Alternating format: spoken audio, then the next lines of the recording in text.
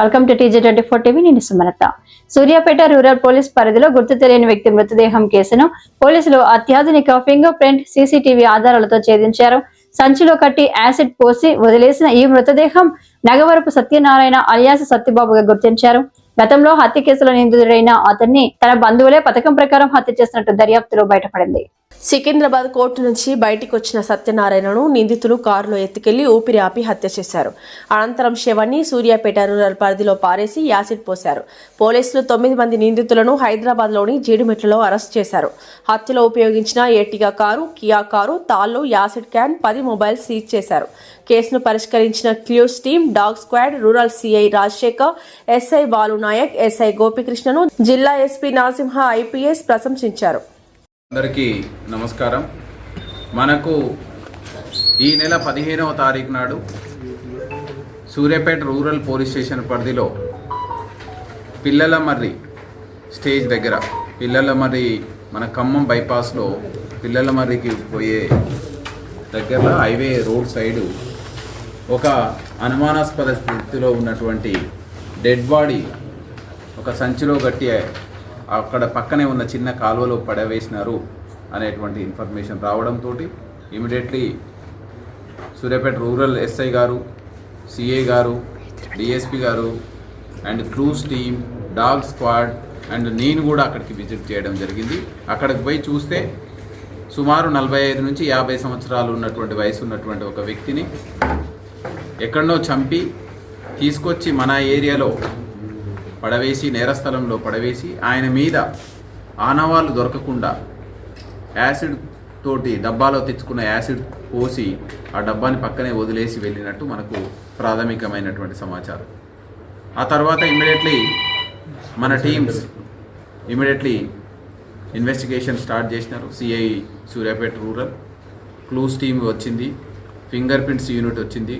Technical data connect చేసుకున్న తర్వాత మనకు వచ్చినటువంటి టెక్నికల్ డేటాను పట్టుకుని చూస్తే ఇతను మనకు మృతుడు ఎవరైతే ఉన్నారో సత్యనారాయణ అలియాస్ సత్యబాబు అని, ఇతను కరక్కాయపేట, అమలాపురం, కోనసీమ, ఆంధ్ర కోనసీమ జిల్లాకు చెందినటువంటి వ్యక్తిగా మనకు గుర్తించడం. ఇమ్మీడియట్లీ ఆయన పాస్ట్ హిస్టరీ తీసుకుంటే ఇతను గతంలో 2023 జూలై నెలలో బోయిన్పల్లి, హైదరాబాద్ సిటీలో ఉన్నటువంటి బోయిన్పల్లి పోలీస్ స్టేషన్ పరిధిలో తన ఇంట్లో సొంత భార్యని, అదేవిధంగా వాళ్ళ మర్దల్ని, భార్య వాళ్ళ తమ్ముని భార్యను కూడా కత్తితోటి అటాక్ చేయడం జరిగింది.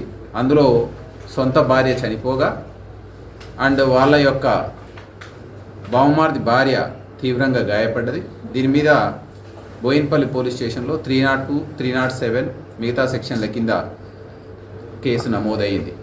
ఈ కేసు నమోదైన తర్వాత నుంచి అప్పటి నుంచి మనకు ఈ మృతుడు ఈ నెల 6వ తారీఖున జైలు నుంచి విడుదలయ్యేంత వరకు కూడా అతను విచారణ ఖైదీగా ఉండడం జరిగింది.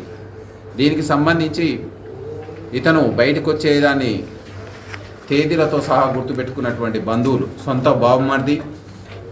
సొంత బావమార్ది కిరణ్ అని ఎవరైతే ఇందులో మెయిన్ అక్యూజ్డ్ ఉన్నాడో అతను, అదేవిధంగా వాళ్ళకి ఫ్యామిలీ మెంబర్కి సంబంధించినటువంటి బంధువులు, అంటే ఈ యొక్క మృతుని యొక్క వదిన వాళ్ళ భర్త అండ్ కొడుకు అండ్ వాళ్ళ బిడ్డ అందరూ కలిసి ఇతన్ని ఎట్లనైనా ఎలిమినేట్ చేయాలనేటువంటి ఉమ్మడి పన్నాగం పన్నడం జరిగింది. మృతుడు 6వ తారీఖు నాడు జైలు నుంచి విడుదలైన తర్వాత ఇక్కడ ఉంటే నాకు ప్రాణహాని ఉందని చెప్పి ఇతను తన స్వగ్రామం కరక్కాయపేట, అమలాపురం ప్రాంతంలో కరక్కాయపేటకు వెళ్ళడం జరిగింది. అక్కడ A1 ఇంట్లో విశ్వనాథం అనేటువంటి ఒక వ్యక్తి అద్దెకుంటాడు. ఆ అద్దెకున్నటువంటి వ్యక్తి తోటి ఇతను మృతుడు నేను ఎలాగైనా ఈ యొక్క నేరస్తులు ఎవరైతే ఉన్నారో కిరణ్ అండ్ ఆయన బంధువులు వీళ్ళందరినీ కూడా నేను ఎట్లనైనా ఎలిమినేట్ చేస్తాను, వాళ్ళని చంపితే నాకు నా ప్రాణానికి ముప్పు ఉండదు అని చెప్పి అతనితో డిస్కస్ చేయడం జరిగింది. అదే విషయాన్ని ఈ విశ్వనాథం అనేటువంటి వ్యక్తి ఇందులో మనకు అక్యూజ్డ్గా ఉన్నాడు. అతను A1 తోటి డిస్కస్ చేయడం జరిగింది. ఈ విధంగా మాట్లాడుతున్నాడు, మీరు జాగ్రత్తగా ఉండండి, మీ ప్రాణాలకు ముప్పు ఉంది ఇతనితోటి అని చెప్పడం జరిగింది. సో ఇమ్మీడియట్లీ అలర్ట్ అయినటువంటి నేరస్తులు అందరూ 14వ తారీఖు నాడు ఇతనికి సికింద్రాబాద్ కోర్టు విచారణకి హాజరు కావాల్సి ఉంది. ఎలాగైనా అతను ఈ కోర్టుకు వస్తాడని చెప్పి మార్నింగ్ 8:30 నుంచే అతను వీళ్ళందరూ కూడా ఉమ్మడిగా 2 కార్లలో వెయిట్ చేయడం జరుగుతుంది.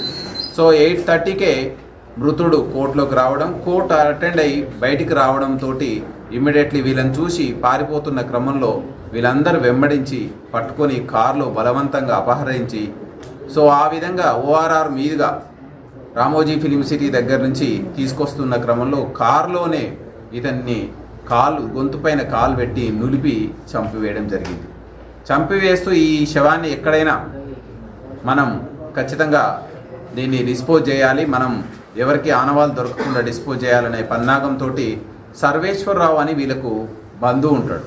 ఈ బంధువుకి చెప్పి క్యాన్లో యాసిడ్ ఆయనకు. హాయ్ అండి, నేను మీ Satyasri. Please do subscribe TG24 TV.